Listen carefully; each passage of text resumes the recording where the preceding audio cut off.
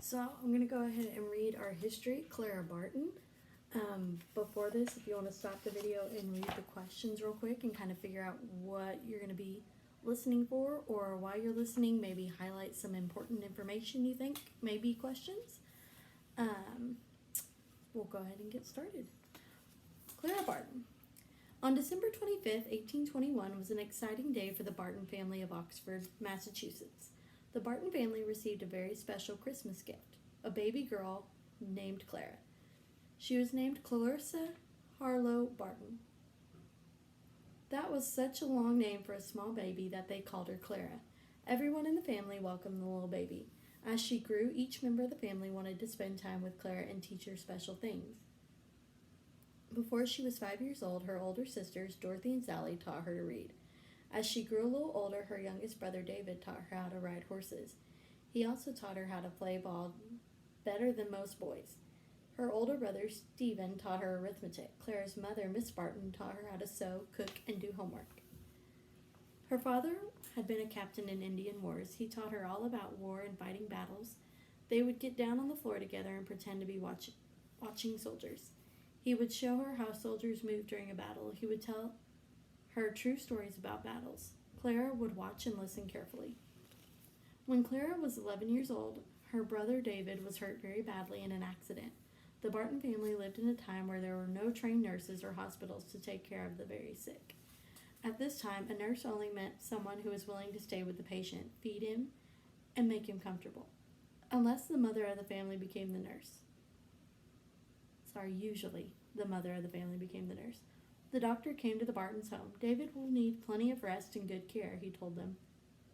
He will need someone to be his nurse. David's mother began to care for him. Clara paced back and forth. She loved her brother. She wished she could do something for him. Then she had an idea. Please, Mother, let me be David's nurse. I know I can do it. Miss Barton looked at her 11-year-old daughter. You may help me, she said. Clara began to help. Although David was very weak, he liked having Clara with him. She seemed to know just how to make him comfortable. Their mother was surprised. Clara was doing an excellent job. One day the doctor came to visit David. He watched Clara for a while. That girl is a born nurse, he said. For 2 years, Clara was David's nurse. Everyone was happy when David was finally well again. You should be very thankful to Clara, David, the doctor told him. Because she enjoyed helping others, Clara decided to become a school teacher. In Clara's day, a person did not have to go to college to become a teacher. So while she was still a teenager, she became a teacher in a one-room schoolhouse. In the school, there were some big boys who were known as rough and rowdy. Clara was small. She was only 5 feet tall. The big boys were bigger than their teacher. The first day of school, the big boys grinned at each other and they saw their new teacher. They were already planning to make trouble for her, but Miss Barton was doing a little planning herself. When the boys began to play a ball game, they were surprised to have Miss Barton join them. They were even more surprised when she could throw a ball straighter than any of them. She could even outrun the biggest boys. I'm so glad David taught me how to play ball, she sighed. From that time on, Miss Barton was the school's pride. The boys gave her no trouble. After many years of teaching, Clara decided to go to Washington, D.C., the nation's capital. She was one of the first women in the United States to work in a government job. About the time the Civil War between the North and South was just beginning, Clara saw soldiers marching through Washington on their way to the battlefield. When she saw the wounded soldiers being brought back to Washington in carts pulled by horses, buildings were quickly made into poor hospitals to take care of the wounded. Women volunteered to take care of the wounded men. Sometimes it took many days for the wounded to make it to the hospital. By then, many died because there had been no one to look after them. Clara helped nurse the wounded men as much as she could. She asked people to send food and medicine for the soldiers, but Clara shook her head. This is not enough. The men need help the same day they are hurt. If I could go to where they are fighting, I could feed them and bandage their wounds. Clara remembered the day when she and her father pretended to fight battles. Her father had taught her one's duty to love and serve his country.